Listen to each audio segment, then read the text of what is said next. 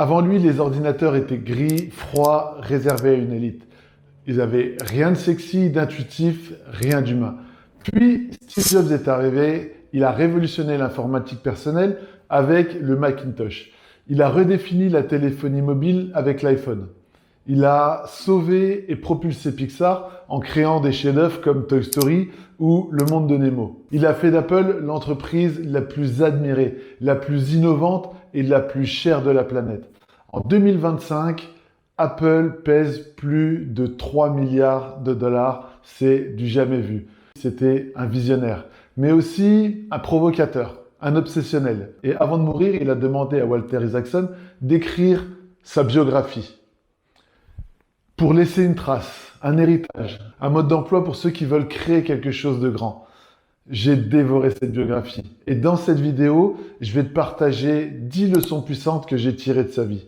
10 leçons qui peuvent transformer ta façon de penser, ta façon de vivre et ta façon de réussir. Si tu veux penser plus grand, rêver plus loin et créer quelque chose qui compte, alors cette vidéo est faite pour toi. Salut, je suis Steve Alexandre et je ne vais pas juste te raconter la vie de Steve Jobs. Je vais te montrer comment ces leçons ont transformé la mienne et surtout comment toi aussi tu peux les utiliser pour penser différemment, pour agir plus vite et construire quelque chose qui te dépasse. Steve Jobs a été viré de sa propre entreprise. Je ne sais pas si tu as déjà perdu ton entreprise, mais c'est comme si on t'enlevait un enfant. Apple, qu'il avait créé dans un garage, ses dirigeants l'ont mis dehors. Et là, il s'est senti humilié, mis de côté. Mais il ne s'est pas effondré. Il a lancé Next, il a racheté Pixar, c'est la société qui a créé Toy Story, Le Monde de Nemo. Et avec ses projets, il a complètement révolutionné l'animation. Et quelques années plus tard, il est revenu à la tête d'Apple, rappelé par les administrateurs, et il est revenu plus fort, plus visionnaire. Pourquoi? Parce qu'il a toujours écouté son intuition, même quand le monde entier pensait qu'il avait perdu la tête. Et ce que je retiens de Steve Jobs, c'est ça. Suivre son intuition, c'est avancer seul, mais dans la bonne direction. Même quand personne ne comprend, même quand on te juge. Moi, il y a 4 ans, j'ai quitté un job confortable dans la finance à Luxembourg. J'ai fait 15 ans de carrière, un bon salaire, de la stabilité, mais j'avais une voix à l'intérieur qui me disait « c'est pas ta mission ». Alors, j'ai tout plaqué pour lancer ma société de coaching. Certains ont ri, d'autres se sont moqués, certains m'ont dit que je faisais une erreur, mais j'ai écouté cette petite voix que j'avais à l'intérieur de moi. Et aujourd'hui, je suis vraiment fier de ce choix. Je suis fier d'avoir suivi mon intuition parce que aujourd'hui, je vis pour ce pourquoi je suis fait. Et chaque point s'est connecté exactement comme Steve Jobs avait dit. Si toi aussi tu sens que tu n'es pas à ta place, n'écoute pas la peur des autres. Écoute ta voix intérieure, celle qui te montre la voie. Steve Jobs répétait souvent cette phrase de Léonard de Vinci. La simplicité et la sophistication extrême. Et il l'a appliquée partout. Dans le design des produits Apple, un seul bouton sur l'iPhone. Une interface épurée, des lignes nettes. Dans sa communication, il avait des notes minimalistes avec peu de mots, mais beaucoup d'impact. Dans les choix stratégiques, il y a peu de produits chez Apple, mais des produits qui sont pensés en profondeur. Et pour lui, simplifier, c'était pas faire moins, c'était faire mieux. Et moi, cette leçon, elle m'a vraiment frappé parce que on croit que plus on fait, et mieux c'est. Mais la vérité, c'est que l'essentiel se perd dans le superflu. Et quand tu veux accompagner des gens à se transformer, tu dois aller à l'essentiel. Pas de blabla, pas de surenchère, pas d'ego, juste ce qui crée un vrai changement. Avant, j'avais tendance à trop en faire. Trop de contenu, trop de modules, trop de concepts. Et aujourd'hui, je me demande à chaque fois, comment est-ce que je peux simplifier pour amplifier? Donc, je préfère donner 3 outils qui sont hyper puissants que imposer 12 moyens. Je préfère une routine mentale claire et actionnable qu'une montagne de théories. Si tu veux progresser, que ce soit dans ton jeu, dans ton business, dans ta vie, commence d'abord par épurer. Pose-toi cette question. Qu'est-ce qui compte vraiment? Et une fois que tu sais ça, simplifie ta routine, clarifie tes objectifs, rends tes actions plus lisibles, plus cohérentes. Parce que plus c'est simple et plus c'est puissant. Steve Jobs, il courait pas après l'argent. Il avait une maison simple, pas de chauffeur, pas de garde du corps. Même dans sa maison, il y avait quasiment pas de meubles. Et quand Apple lui propose un salaire énorme pour qu'il revienne, il a juste demandé $1 symbolique. Ce qu'il voulait, c'était impacter le monde. Et moi aussi, quand j'ai quitté la finance en 2021, j'avais un bon salaire, une belle stabilité, mais c'était pas ma mission. Aujourd'hui, peut-être que je gagne moins, mais j'aide les autres à se transformer. Et ça, pour moi, c'est la vraie richesse. Ce qui est important, c'est de savoir quel impact tu veux vraiment laisser. Quelle transformation tu veux vraiment créer en toi. Parce que quand tu incarnes ta vraie mission, les résultats viennent naturellement. Alors pose-toi cette question. Quel impact est-ce que je veux laisser dans la vie des autres? Puis, une fois que tu as la réponse, passe à l'action. Parce que l'argent, ça va et ça vient, mais l'impact que tu peux avoir sur le monde ou dans la vie des gens, lui, il reste. On le voit dans sa biographie, Steve Jobs était obsédé par l'excellence. Il se contentait jamais de ce qui était bien, il visait l'excellence. Un produit, pour lui, il n'était jamais fini tant qu'il ne touchait pas au sublime. Et cette exigence, il se l'imposait aussi à lui-même. Et pour lui, la remise en question, c'était pas un échec, c'était une nécessité, une manière de se réinventer. Et moi aussi, je sais qu'à un moment de ma vie, j'ai dû tout reconstruire. Sorti de la drogue, j'ai repris mes études, changé de ville, recréé ma vie, repris le basket. Et c'était pas par facilité, mais par nécessité. Et aujourd'hui encore, cette exigence guide mes journées. Chaque matin, méditation, respiration, écriture, entraînement. Et j'attends pas que la motivation tombe du ciel. Je crée des routines qui me tirent vers le haut. Parce que c'est ça la vraie liberté. Faire ce qu'il faut, même quand t'as pas envie. Souviens-toi de cette phrase. Choix facile, vie difficile. Choix difficile, vie facile. Parce qu'à un moment donné, il faut dire non aux excuses. Et quand tu dis non aux excuses, tu dis oui à ton futur. Alors, sois exigeant. Pas pour être parfait, mais pour être aligné avec ta vision. Avant de te partager la leçon 5 qui a transformé ma vie, prends juste 3 secondes pour t'abonner et liker cette vidéo. Ça m'encourage à te partager toujours plus de vidéos de qualité. Steve Jobs explique dans sa biographie qu'il a connu des douleurs profondes. D'abord l'abandon de ses parents biologiques à la naissance, son éviction brutale d'Apple, puis finalement le cancer. Mais au lieu de rester bloqué dans la souffrance, il a transformé ses épreuves en carburant. Et justement, il disait, parfois la vie te frappe à la tête avec une brique, mais ne perds pas la foi. Et cette leçon-là, elle m'a vraiment touché. Parce que moi aussi, j'ai été abandonné très jeune par mes parents, à même pas 5 ans. Et cette blessure, je ne l'oublierai jamais. Mais elle m'a forgé. Elle m'a appris l'indépendance, la détermination, la persévérance et surtout la résilience. Et sans ça, je ne serais certainement jamais devenu l'entrepreneur que je suis. Je ne me serais jamais relevé après avoir connu cette expérience de la drogue. Ce qui ne te tue pas te rend plus fort. Et les douleurs d'aujourd'hui peuvent devenir ta plus grande force de demain. D'ailleurs, si tu sens que des blocages mentaux te freinent dans ton jeu, j'ai créé une vidéo 100% gratuite, les 7 erreurs mentales qui freinent ta progression au basket. Regarde-la maintenant, le lien est juste en dessous dans la description. Steve Jobs ne pensait pas en termes de produits, il pensait en termes d'expérience complète. Quand il a conçu l'iPhone, il a pensé au système d'exploitation, aux applications, il a pensé à l'App Store, à iCloud, à iTunes. Pour lui, tout est connecté, tout est pensé pour que l'utilisateur vive une expérience fluide, cohérente et intuitive. Et c'est cette vision globale qui a révolutionné l'industrie du téléphone. Et ce qui m'a bluffé dans la biographie de Steve Jobs, c'est que j'avais déjà appliqué sa vision sans le savoir. Mon programme Confiance illimitée au basket, c'est pas juste une formation, c'est un écosystème complet pour transformer ton mental de joueur. Il y a du coaching individuel, du coaching de groupe, plus de 50 vidéos d'e-learning, des exercices guidés, un groupe privé Facebook, un accès direct à ma messagerie WhatsApp. Et tu vois, tout est centralisé, tout est structuré, tout est orienté transformation. Et donc, quand j'ai lu la biographie, j'ai eu un déclic parce que j'ai réalisé que j'étais dans le vrai. Plutôt que de proposer des séances isolées, j'ai créé un parcours qui transforme vraiment.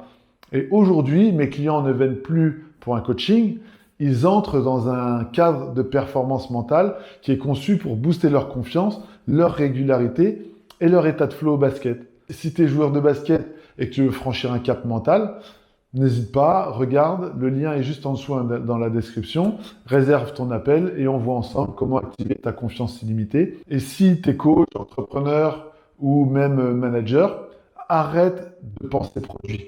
Commence à penser expérience complète. Parce que c'est pas ce que tu proposes qui transforme, c'est le cadre que tu crées. Dans sa biographie, on découvre que Steve Jobs était un génie, mais son obsession l'a isolé. Il était président d'Apple et de Pixar, et il a négligé sa santé, négligé sa fille, négligé son équilibre. Il sautait les repas. D'ailleurs, il avait une alimentation qui était assez étrange. Il dormait peu, il refusait les soins, et au final, il l'a payé cher avec ses cancers. Son perfectionnisme et son obsession l'ont propulsé au sommet, mais tu te demandes finalement à quel prix. Et moi aussi, à un moment donné, j'ai vécu ce déséquilibre, dans une moindre mesure bien sûr, mais en début d'année, je bossais non-stop. Et au final, je faisais plus de sport. J'avais moins de temps pour ma famille, moins de temps pour moi, et j'ai eu des insomnies, de la tension, de la stagnation, jusqu'à un moment avoir même du mal à me verser mon salaire. Et c'est là que j'ai compris que tout sacrifier ne mène à rien. Donc là, j'ai repris de bonnes habitudes et je me suis recentré. Sport, respiration, méditation, tai chi, gratitude. Et les effets ont été immédiats. J'avais plus d'énergie, plus de clarté, moins de conflits, des résultats plus profonds. Et tu vois, la vie, c'est pas un sprint, c'est un marathon.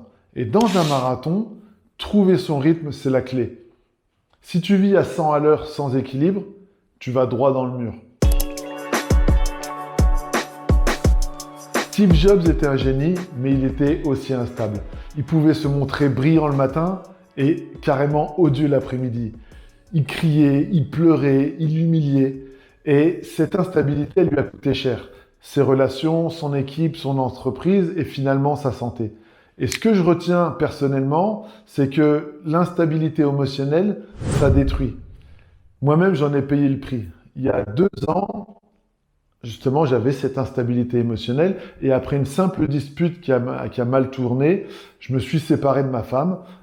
Pas de gros drame, mais juste un débordement émotionnel. Mais on a quand même vécu 6 mois de séparation. Et derrière, j'ai vécu un vrai chaos intérieur. J'avais plus de repères, moins de motivation au travail, un vide immense. Et c'est là que j'ai compris. Si tu gères pas tes émotions, elles te contrôlent.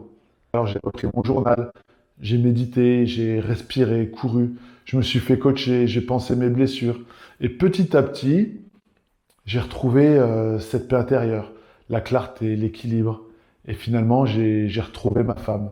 Et aujourd'hui, je me sens plus calme, plus serein, plus mature, et surtout, je sais que dans la vie, parfois, il vaut mieux être en paix qu'avoir raison. Si toi aussi tu sens que tes émotions te dépassent, eh ben commence petit. Respire, écris, bouge, médite. Et si besoin, fais-toi accompagner. Parce que ton calme intérieur peut changer ta vie. D'ailleurs, je t'invite à revoir ma vidéo comment la méditation améliore tes performances au basket. Elle s'affiche juste ici. Et cette vidéo, elle te donne les clés du calme intérieur. Steve Jobs, il cultivait l'image du génie solitaire. Mais la réalité, c'est que sans Wozniak, sans 4 mules, sans même d'équipe aussi performante, il n'aurait jamais construit Apple ni Pixar. Il avait besoin des autres, même s'il l'oubliait parfois. J'ai longtemps cru que je devais me débrouiller seul, parce que j'ai été abandonné par mes parents très, très jeune, et parce que aussi j'ai réussi à me sortir seul de la drogue. Et cette fierté-là, elle m'a piégé. Et quand j'ai lancé ma boîte, je voulais tout gérer, tout seul. Et résultat, j'étais épuisé, je tournais en rond. Et le vrai tournant, ça a été le jour où j'ai osé demander de l'aide. j'ai trouvé des mentors, je me suis fait coacher, j'ai délégué et j'ai compris que la vraie puissance, c'est l'équipe. Et c'est comme ça qu'est né aussi le Worthy Basketball Camp. Worthy Basketball Camp, c'est le stage de basket intensif que j'ai créé il y a 3 ans et qui se déroule à Luxembourg chaque vacances scolaires. Et aujourd'hui, ce sont plus mes stages, mais ce sont nos stages. Et Worthy Basketball Camp, c'est plus de 850 joueurs formés en 3 ans grâce à une équipe soudée, engagée et fidèle. Et même récemment, dans une période difficile, j'ai osé demander du soutien. Et cette main tendue, elle m'a sauvé. Parce que non, t'es pas seul. Si t'es joueur, leader, entrepreneur, arrête de tout porter. Ose demander. Et rappelle-toi que seul, on va vite, mais ensemble, on va plus loin.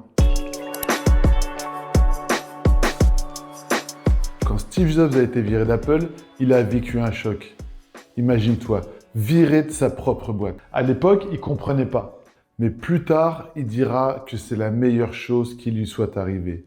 Ça lui a permis de créer Pixar, en tout cas de reprendre Pixar et de l'amener à un niveau qu'il n'avait jamais atteint. Puis de revenir plus fort chez Apple. Et dans son célèbre discours de Stanford, il a dit une phrase que moi j'oublierai jamais. If I had never dropped out, I would have never dropped in on that calligraphy class, and personal computers might not have the wonderful typography that they do. Of course, it was impossible to connect the dots looking forward when I was in college, but it was very, very clear looking backwards 10 years later. Again, you can't connect the dots looking forward. You can only connect them looking backwards. On peut relier les points qu'en regardant en arrière. Et cette phrase, elle m'a marqué parce que parfois, on vit une galère, une porte qui se ferme, une trahison, et on se dit, pourquoi moi? Pourquoi ça m'arrive maintenant? Mais la vérité, c'est que ce qu'on vit aujourd'hui, c'est peut-être ce qui nous construira demain. Et avec le recul, je comprends que toutes les expériences de ma vie, soit l'abandon par mes parents, la drogue, les refus, etc., toutes ces expériences-là, elles m'ont forgé. Elles m'ont donné l'humilité, la force, la clarté, la maturité. Et aujourd'hui, elles nourrissent mes vidéos, mes discours, mon impact. Et je sens en fait que tout ça construit quelque chose de plus grand que moi.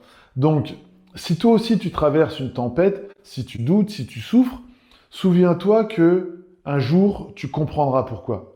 Parce que parfois, un échec, c'est juste la vie qui te redirige. Et comme l'a dit Steve Jobs après avoir été viré d'Apple, il a dit c'était le médicament le plus douloureux qui soit. Mais le patient en avait besoin. Alors, avance. Fais-toi confiance et laisse la vie te surprendre parce qu'un jour, les points se relieront. Tu vois, cette biographie, c'est pas juste l'histoire d'un génie, c'est le parcours d'un homme imparfait, d'un homme intense, qui a osé suivre sa mission et qui, malgré les blessures, a changé le monde.